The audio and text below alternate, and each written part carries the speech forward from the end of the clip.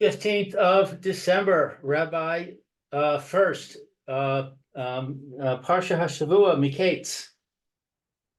Okay, thank you, Lou. That's right. This is Rabbi Shlomo Furst here. Yeshiva Samanapshi here at Yerushalayim Kiryat Zoom. As Lou mentioned, this is Erev Shabbos Parshas Mikeitz, Shana Tashrin Pei Dalid. Fine, I'll direct you towards the following sukkim to begin with. That'll be here in Perek Mem Beis, Perek 42, the first pasuk right there.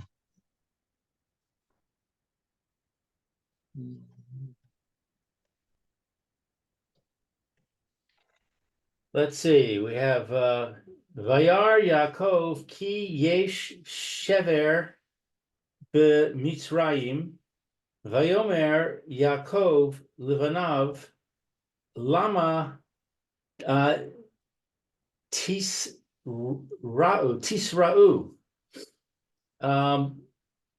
Yaakov saw that there was grain in Egypt. And he said, Yaakov said to his sons, why? My English says, do you make yourselves conspicuous? Tisra'u. Right. If you have a targum there, if you take a look at the targum reads, "V'chaze Yaakov Hari hi Yura mizdaban b'Mitzrayim," and Yaakov saw that there was, in fact, food sustenance in Mitzrayim. Lama Yaakov livenohi lama sis chazun. Why are you making, as it says, why are you making yourself apparent? If you see the targum there, look at the first word. The first word is chazak, right? Yes. And look at the last word, sis chazun. Oh. Right. Same root. So, yeah, the same root exactly. And if you look back in the pasuk itself, v'yirah, the first word v'yirah, and the last word is tisra'u, also the same source, Reish Aleph, excuse me, Reish Aleph. Interesting. Right. So it's he looked at people and he said, why are you making yourself so that people look at you? Well, Yaakov, Ra Yaakov Yishever b'Mitzrayim. Yaakov saw that there was food to be had in Mitzrayim, and then he said to his sons, "Why are you making yourselves conspicuous?" But excuse me. We'll take a look at Rashi. Rashi's going to explain the background of what's going on here. What's going on in this opening remark that Yaakov says to his sons. Just in a note here that Rashi saw that, Yaakov saw that they had enough food, but the people around didn't have food. Let's look at Rashi. We'll learn Rashi first. Okay. Okay. Thank you. I appreciate it. But let's learn Rashi. Let's see. Did Roy come in? I don't see him. Oh, here he is. Okay. Oh, very good. Okay. So we'll start the Rashis we can start Rashis. And we'll catch Roy up when he comes in. Yeah. Okay. Look at the Rashis here. So Rashi says, Good morning, Roy. Good morning. How are you today? Okay. Nice. We just got started. We're in Parshas Mikeitz in the very first verse of chapter 42, Membeis. Right, 42, chapter 2. Chapter 32. No, chapter 40, chapter 42. Verse number 1. Thank you, 42. I don't know what this is. What's Excel? 3. That's funny though. My book has a misprint. Huh. Yeah. Look at that. Really? What's it?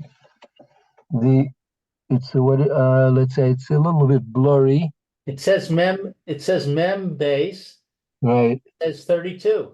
32. Wow. Isn't Okay, that weird? I've should got, write a letter to the editors again. Yeah, I gotta get on their case here. Mhm. Very interesting. Okay, so I'm reading the Rashi. Vayar Yaakov ki yesh shever b'Mitzrayim. Umehechan ra'ah. From where did he see? Right. I mean, I know it's a little bit hard to imagine, perhaps, but don't forget they didn't have uh, television or iPhones or other communication devices or pictures in the newspapers. Like, where was you supposed to see that there was food in Mitzrayim? Right? No CNN? Absolutely not. Oy vey. Yeah, imagine that. Not Adam Mauritian also didn't have CNN. It's hard to imagine. How did But they stay informed? yeah, I mean, how did they even stay alive? Okay, so from where did he see? Vahalo lo ra'ah. Is it not true that he did not see? Ella Shema, but instead he heard. Shne'emar, as it says, Hine Shamati Vigomer. We see, I have heard, etc. Yeah, if you take a look at this, at the second verse, the Rashi is jumping, telling us about the second verse. Look at verse number 2. I'm Verse sorry. number 2. Before we go any further, I'm sorry. We're in chapter 42, verse 1. Number 1 and number 2. verse 1 and 2. Right. I'm sorry. Okay, so I'll read verse 2. Vayomer hine shamati ki yesh shever b'Mitzrayim ridu shama v'shivru lanu misham v'nichya v'lo namus. Okay, so he said, we see, I have heard that there are provisions in Egypt. Descend, perhaps,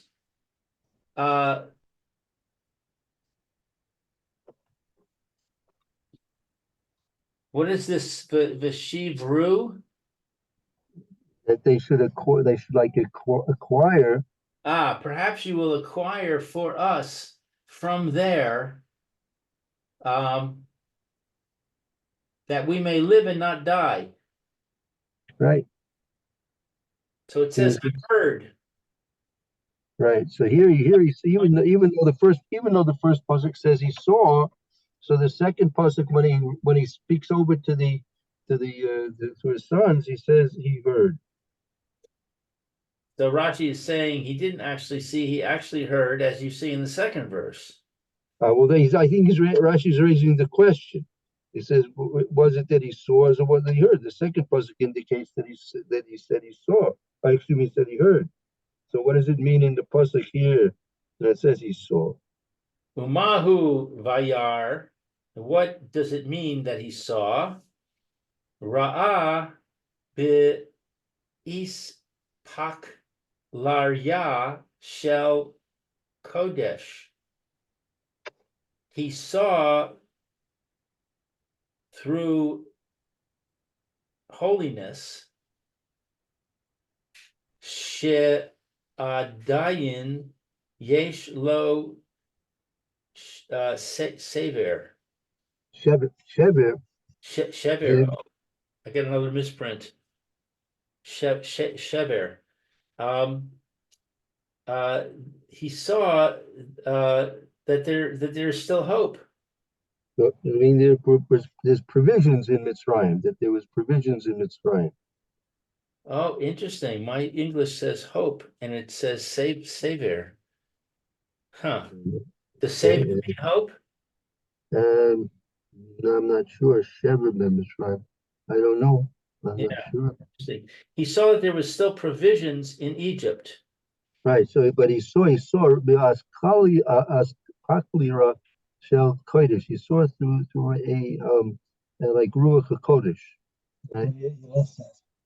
I don't No, know. The last time Shechina. Yosef died, Yosef was taken away. Shechina. It's a dim vision.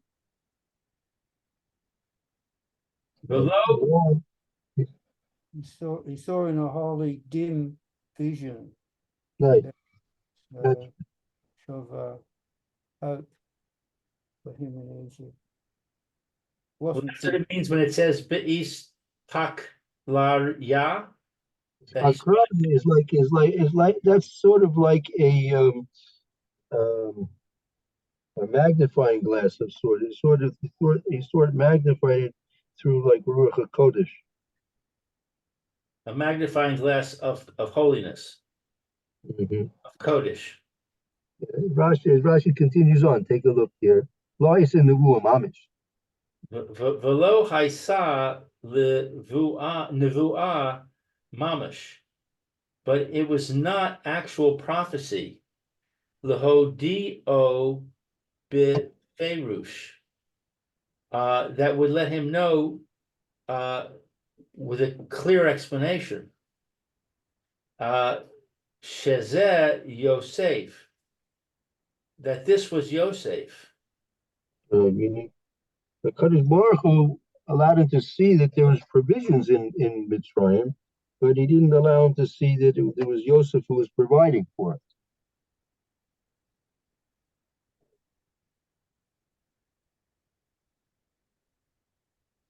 And so we made a little fun about that they didn't have newspapers, they didn't have television, CNN. We made a little fun of it, but after you see from this that a Kadosh Baruch Hu will provide the information a person needs, right? According to the way he needs it, and he doesn't have to look for extra ways and means of finding things out. Meaning, the Kadosh Baruch Hu has ways of informing people of the things that they need to know to fulfill their mission in this world, and without the need of all the media that's necessarily available to them. Even without the media, Yaakov Avinu was able to to know and sense that there was food in Mitzrayim. Even though it would have been very easy, they could have met up with a caravan coming from Mitzrayim, and they could have told them about it very easily. Right? I'm sure there were people traveling back and forth, and they could have easily had the contact with people traveling back and forth from Mitzrayim and heard it, that in fact there was food in Mitzrayim. Do we know how long it took to take from where they were, where Yosef was, and where the borders of Mitzrayim? Yeah, the Ramban says, and I believe it's in this week's Parsha, it's 3 days. It's a 3-day journey from where ostensibly Yaakov was in Beersheba. I'm not sure if he was actually in Beersheba. I think he was in Beersheba. But it's a 3-day trip from there to Mitzrayim. Yeah, okay, so the sail would have been on for a while, I suppose. Mhm. So, what I mean by sail,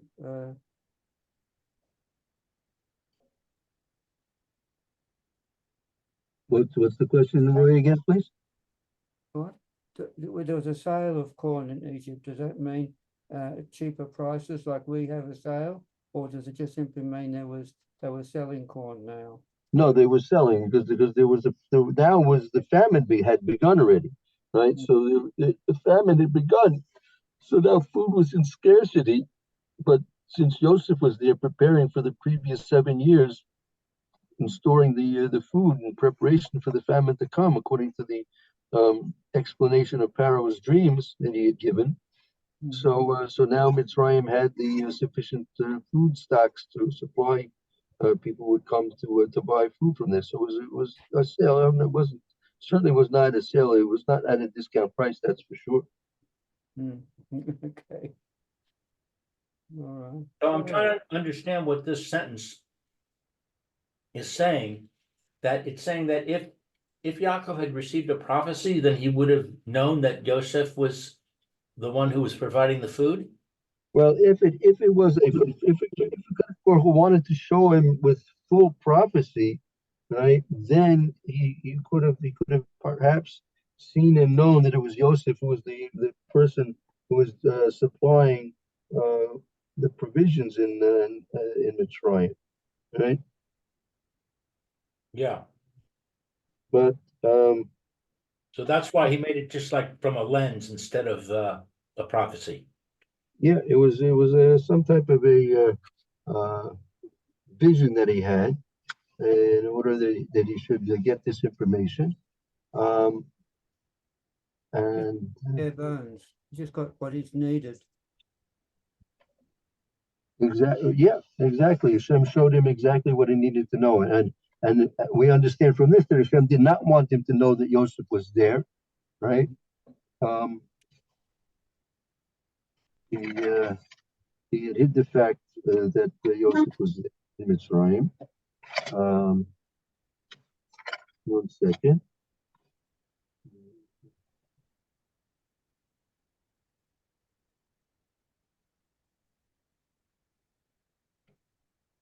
Hmm.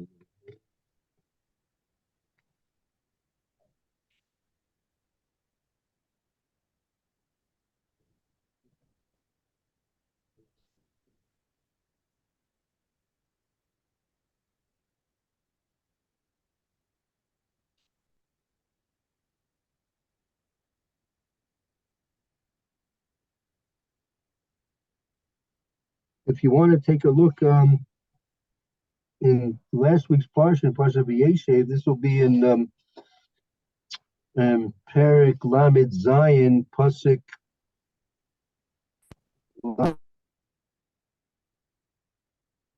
Lamed Zion, what pasuk?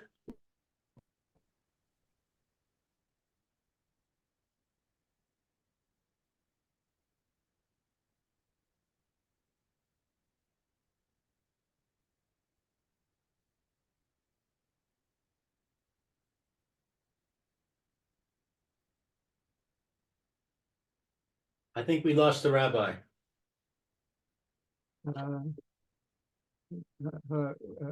Rabbi Furst. Hello. Oh, yeah, you're right. Oh, I've got Lamed Zion, so what are we looking for? He's gone.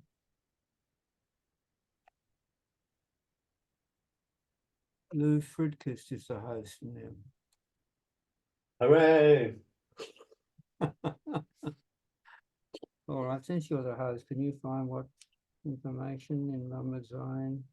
Well, a lot of wrong.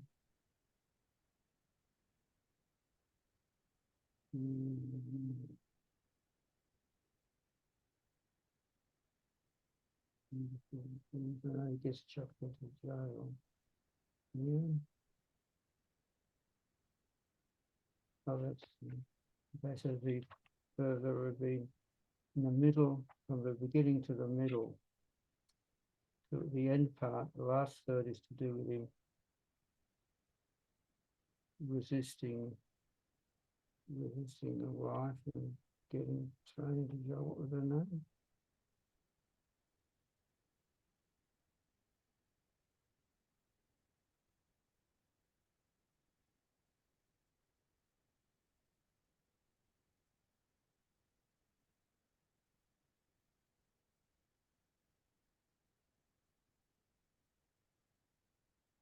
Hmm.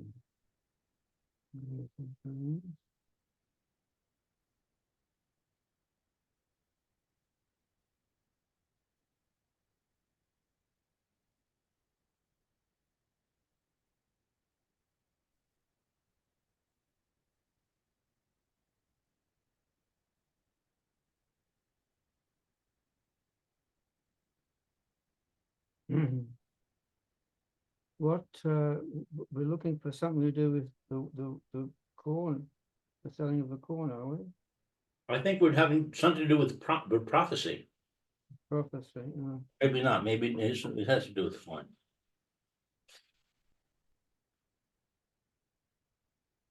well, with the dreams were prophecy, he had dreams. The dreams are said in the beginning here. Right. Towards the beginning. The dream must come now in 16, 22, 16 to 22. I've got it here, I don't know. Doesn't know. No. So 22 come therefore is in. No. No, that's not it. That's not the dreams. Dreams are somewhere before that.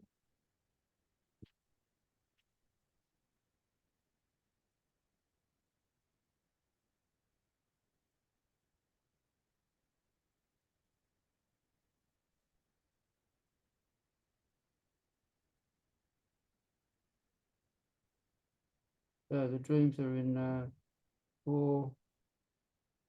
What's this number? 4. Posset 4 around that.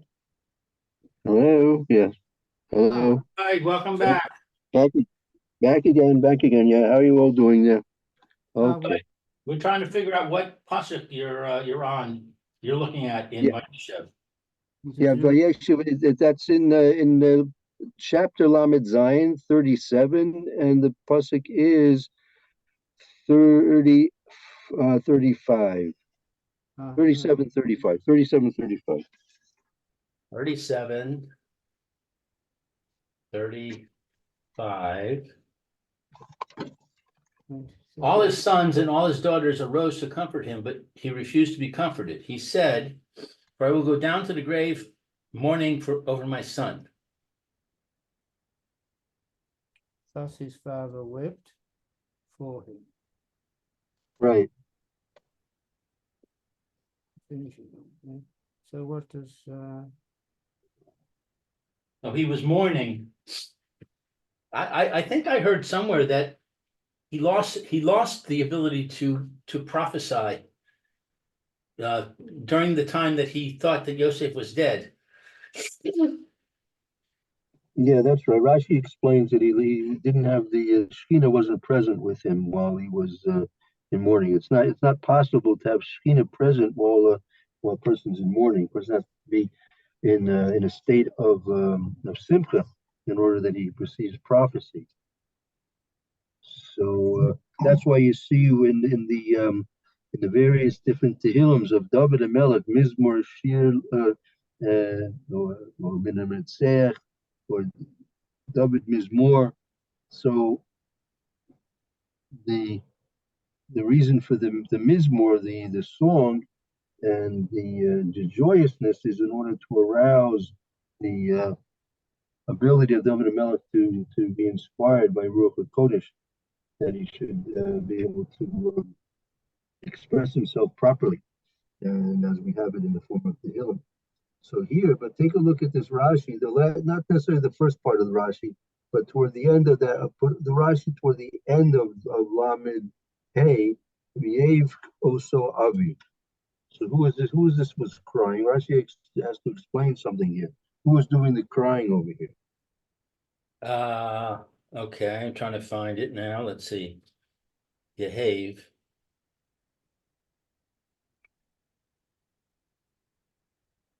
Yeah, Vayavcha Oso Aviv. His Right, father cried for him. right. Yitzchak Haya Bocha. Yitzchak was crying.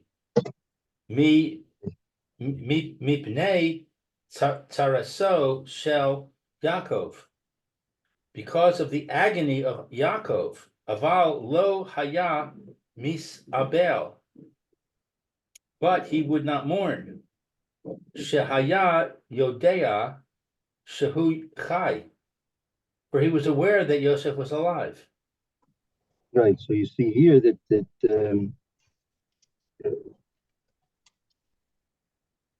Yaakov was in Avelis, but never. And then it says at the end of the pasuk, his father cried. So who is his father? The father of Yaakov is Yitzchak. So Yitzchak was crying, right? So he's crying, as Rashi mentions, over the tsar that Yaakov Avinu was going through, over the supposed loss of his son Yosef.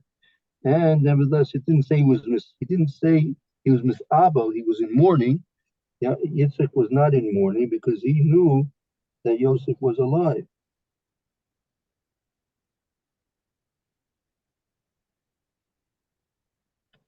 So Yitzchak was allowed to understand and to see that Yosef was alive, but at the same time that Yaakov was not allowed to see that. Right.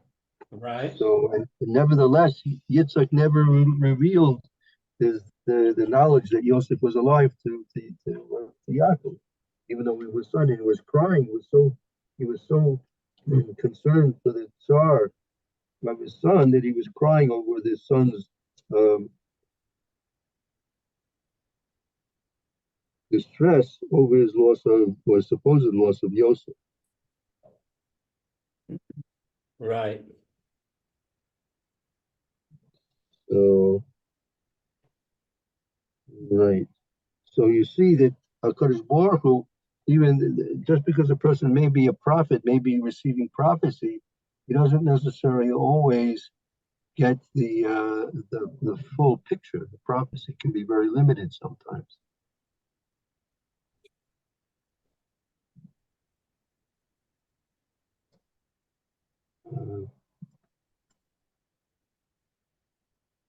We see also in this pasuk the gevura, the strength of Yitzchak Avinu, as it mentions, Rashi mentions that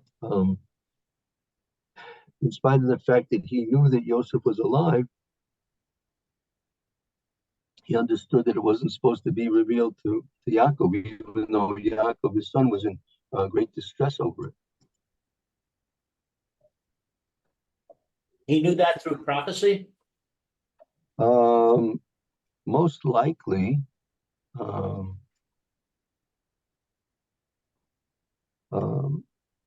would tend to believe it was through prophecy. Strange if, in a way, that Hashem allowed Yitzchak to have this information, but keep it. But he had to have the schar to keep it away from Yosef, to keep it private. So it's it must be very tempting at times for Yitzchak. Did Yitzchak live in the same camp altogether with Yosef? Yeah, I don't have any. I don't recall any particular proof for that right now, but I imagine that they were living in close proximity. Right? It would have been, it would have been easier for Yitzchak if he wasn't in with Yosef every day. To keep it. Right. So that's exactly the point. You see that you see that must have been a tremendous temptation to reveal the truth to Yaakov, and so that's an example of the gevura, the might of Yitzchak, how he controlled his yetzer, his desires. That there's probably nothing greater than the desire of a father to see success in his children. And here you see that Yaakov is in mourning he's not able to have the Shekhinah be part of his life, and all because of the supposed fact that Yosef was no longer with him. Um,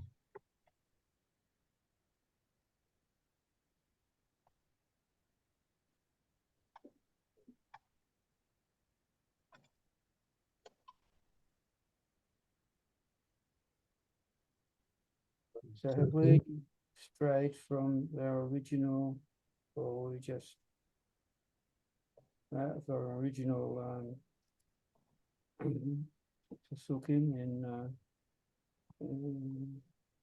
yeah, we'll take a finish. I'm a so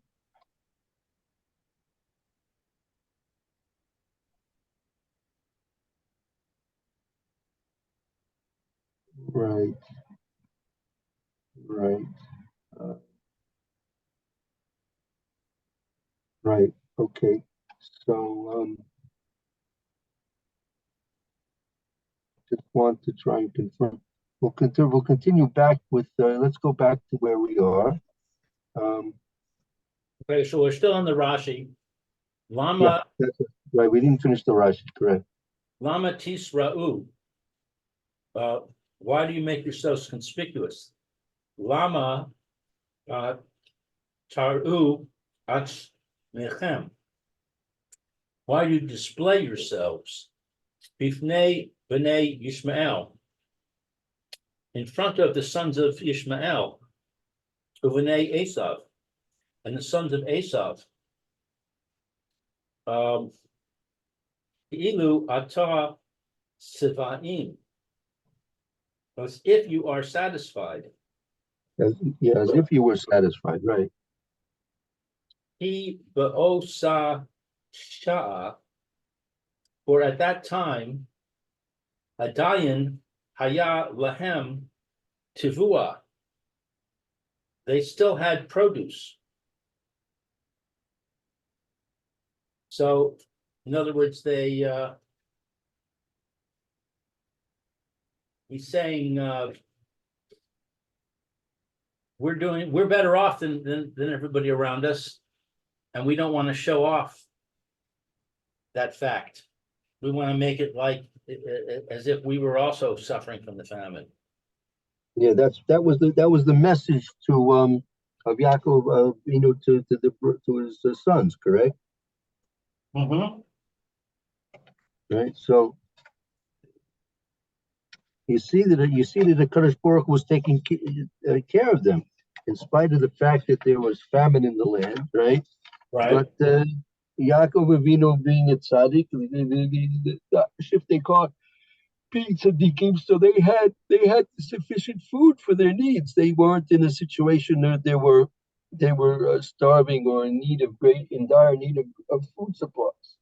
But nevertheless, there was a danger, right? There was a danger that the surrounding people, particularly Yishmael and Esav, they're very good friends of them. They would become jealous. Right there, they are, living in famine, B'nai Esav and B'nai Yishmael. And here Yaakov Avinu and his sons and family are living fine and without any concerns of food. So we didn't want them to be conspicuous in this fact. And therefore, if they would be conspicuous, they would arouse the jealousies and perhaps even worse of their brothers and cousins.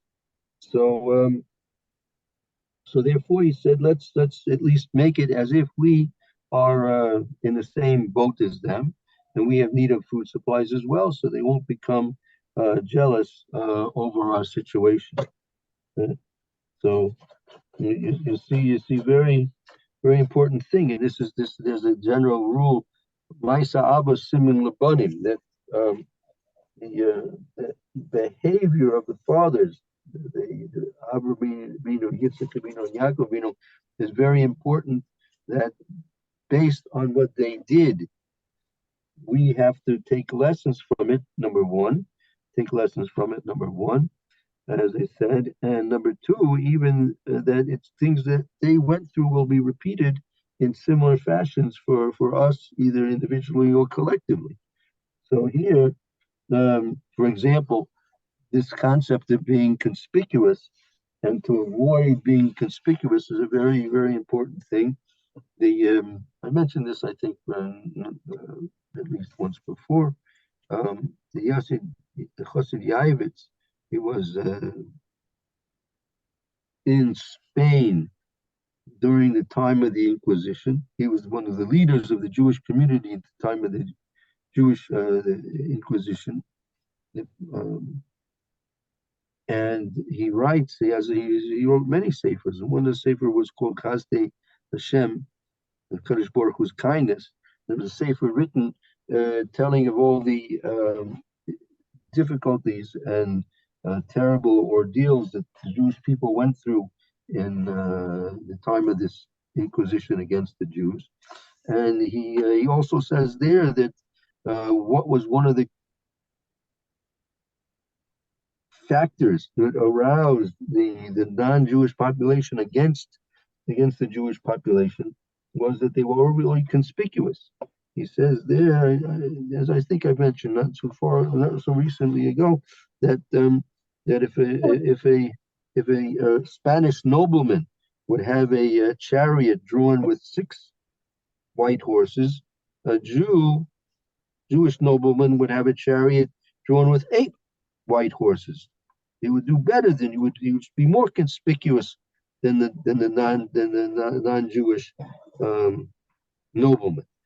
And so this aroused their jealousy, and that was part of what contributed, by and large, to the Inquisitions and the decrees, terrible decrees and situation against the Jews. That the Jewish population, the golden age of Spain, right? The golden age of Spain. Forget exactly what years, what centuries that was, but that was due large in part to the Jewish affluence and the Shefa Bracha, the amount of influx of Hakadosh Baruch Hu's Siyata D'Shmaya and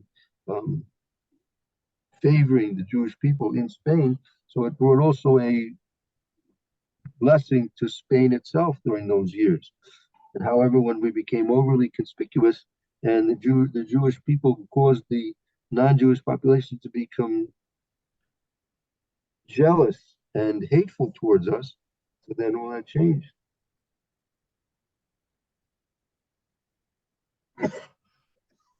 Okay, let's take a look here in the Rashi here. V'li nir'eh kishuto lama tisra'u. But it appears to me that the simple meaning of lama tisra'u is lama yiyu hakol mistaklin bachem. Why should everyone look at you?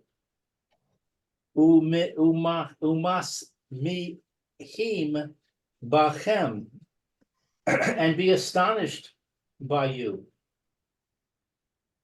She'ein atem mivakshim lachem ochel, because you do not seek food for yourselves. B'terem she'yichleh ma shebeyedchem, while that which you possess had not yet been finished.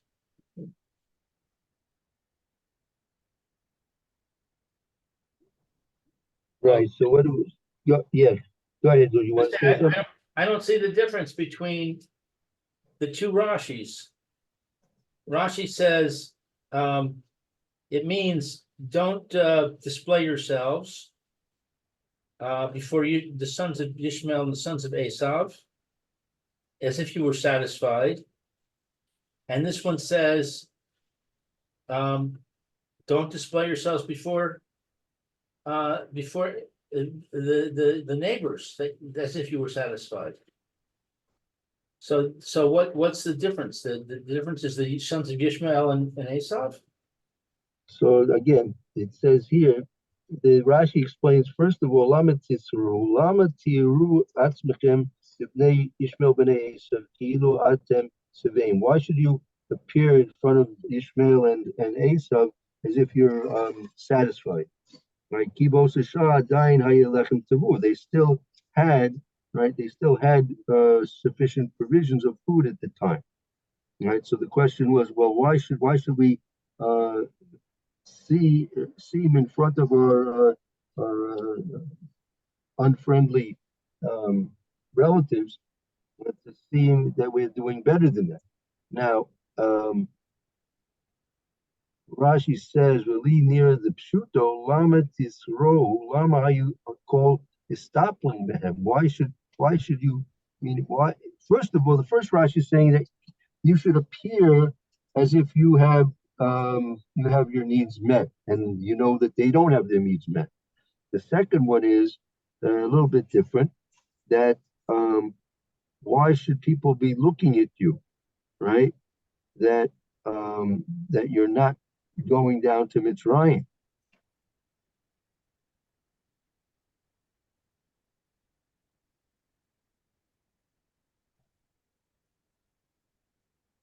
One is that you're satisfied. You're looking at as if you're satisfied, and one is right because the expression of the Torah is lamitis ro. Why should you be seen? Literally, why should you be seen? Right. So then, what does it mean? Why should you be seen? I mean, what is it that people are gonna see in you? So according to the first Rashi, that in terms of the relatives Ishmael and Esav, it's going to be that you're severe, that you're going to appear to be properly provided for. And the second pshat that Rashi says is, why should you not do like what everybody else is doing? Why should you not go to Mitzrayim?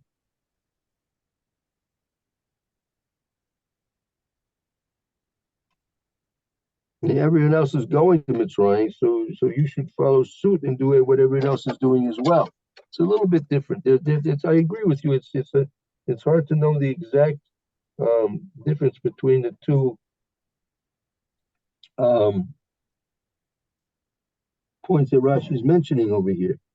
Hakol mistaklim bechem, which is what? What does it mean? Lama are you meaning? It seems that this was already occurring. The second shot is Lama Hayu Hakom Nestaklim Bechem. Why should it be that everyone should be staring at you, behem, and be wondering about you? She'ein atem mevakshim lechem ochel be'aterem sheyichla yadchem. Do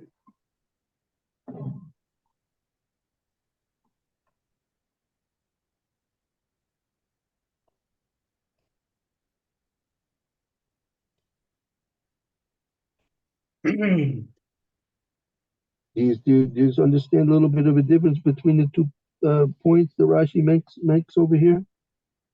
I think I mean, it's very, very subtle. No, yeah, it's a subtle level. I'm not sure. I really don't know why Rashi is forced to make the difference in the two understandings. I mean, both seem to fit and both seem to be appropriate. So it depends. First of all, the first shot is discussing how the relatives are going to look at you. The relatives are going to look at you and say, "Look, you've got you've got a lot, and we don't have a lot." So they'll be jealous.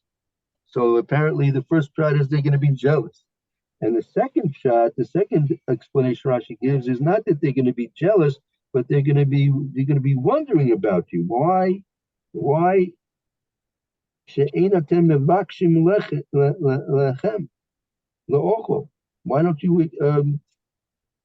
you go and get for yourself food while it's still available before it runs out. Mm. Why don't we say that it's actually a Kiddush Hashem, that the people will see that you're not going down to Mitzrayim like they are, and they'll say, must be these guys have a special connection with Hashem.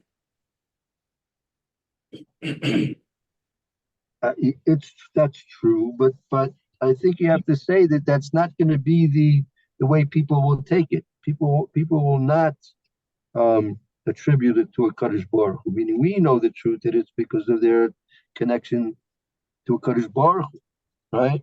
But people in general are not going to attribute that to a Kadosh Baruch Hu. There may be few, but in general, they're not going to associate the success, in this case of Yaakov Avinu, in the time of famine, with the connection with the Kadosh Baruch Hu. We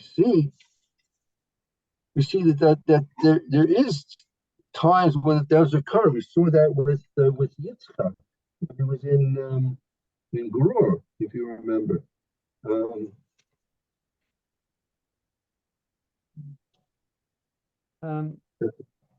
My translation is a little different, I think. It might, I don't know if it's going to help or not. I'll read it. Sure, go ahead, please. I don't know if it is that different. Why do you show yourselves? Pretend. That's in brackets. Before the children of Ishmael and the children of Esau, as though you have plenty to eat. And there's a note about eat, meaning not just grain, but it also mean other foods too. Grammatically, it means other foods as well.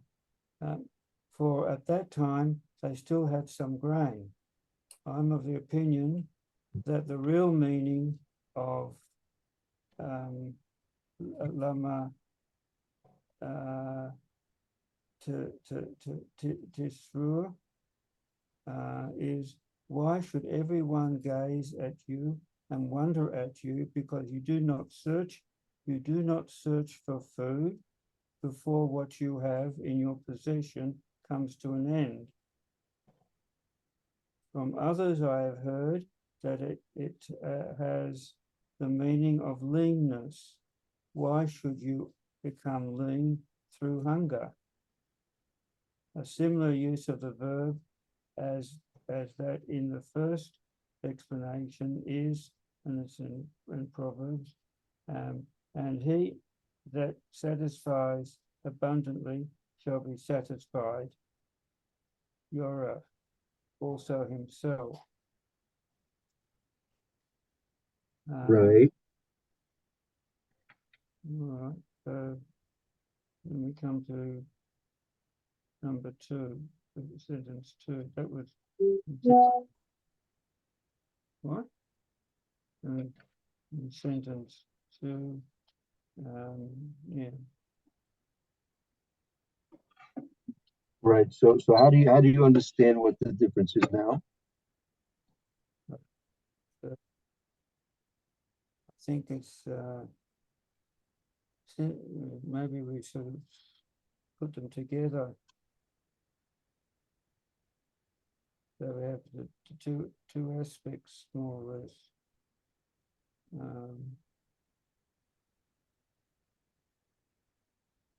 Oh, I don't know. I'm just a human being. Okay. I mean, there is a point to be made over here that there's the difference between the first shot and the second shot. This first shot is Rashi is discussing with the relatives, Ishmael and Esau. Okay, and they're going to, there you have to be careful. Don't make yourselves as if you're better off than them. Okay, don't make yourself better off than them, right? That you have your needs met, right? And then in the second shot is talking about that it's talking about the general population.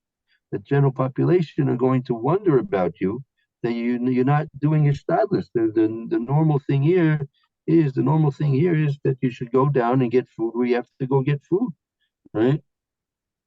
Before So, you excuse me? before you run out. Right. Don't wait. Why aren't you doing so? Even if they knew, see, even if you have food, meaning regardless of you have that whether you have food or not, but since the tendency is that this famine is going to continue, and you should be making plans for the future.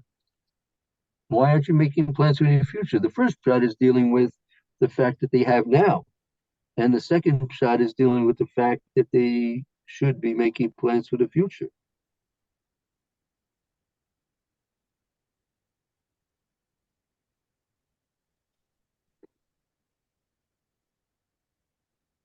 Right, and but you see, as I say, if you want to look in Parshas Toldos, Hold on. That's back here, isn't it? that's in chapter Vav 26, chapter 26. Chapter 26. That's 24. 25.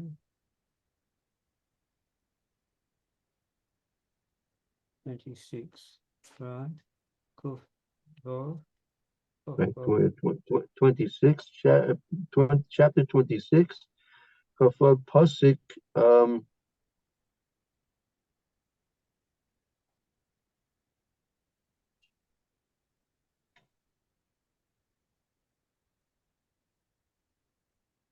After that. Chaf Ches, 28, 26, 28, chapter 26, verse 28. 25.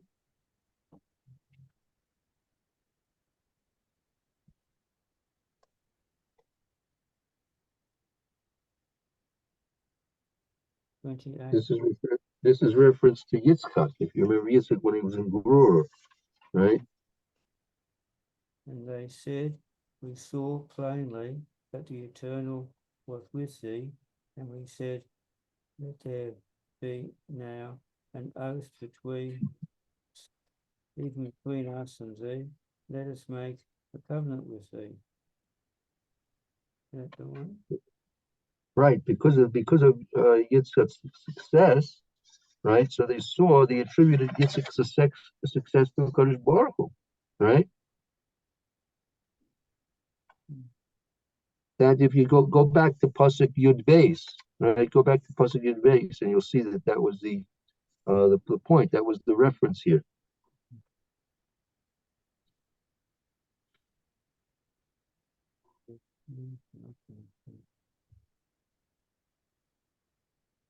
Kind of hard to see a lot of stuff.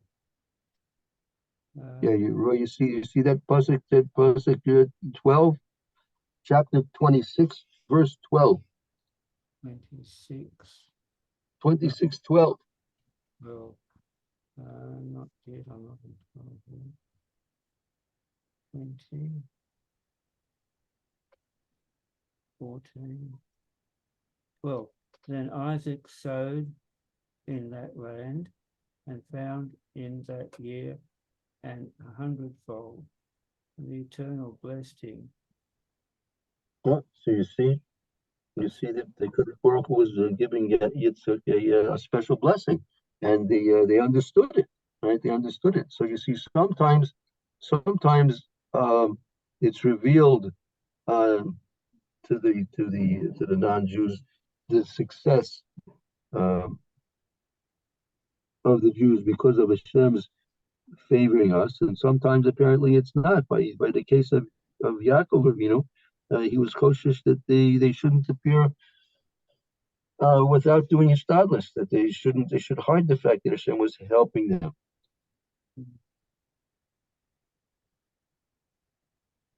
So that's a lesson for us, that you have to be careful when you when you have a right to reveal your success, especially to non-Jews. Non-Jews are everyone, not just non-Jews, but Chazal teaches in Pirkei Avos, Kina Taiva v'Kavod Motzias Adam Min Ha'olam, that Kina, jealousy,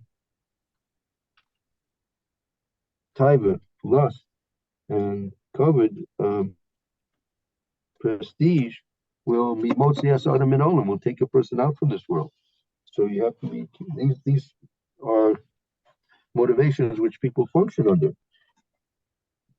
Therefore, Yeah. you have to be careful, but sometimes apparently not. So here, Yaakov was. It could be because it was years of famine. The years of famine, people get much more desperate. So maybe during the years of famine, they shouldn't look outstanding and conspicuous. Whereas at the time of Yitzhak, and when it was in Geror, didn't indicate there was any particular famine at that time. There's famine earlier, but it wasn't apparently at that time famine. But that's something to think about. Okay, very good. So today's Erev Shabbos. We should all enjoy your Shabbos very much, Mitzvah Shem. And we'll look forward to seeing you next week, in the beginning of the week. Yeah, Sunday. Okay, be well. Thank you. See you all. Take care, everybody. Good Shabbos to all of you. Good Shabbos, Hanoch. Good Shabbos, very And we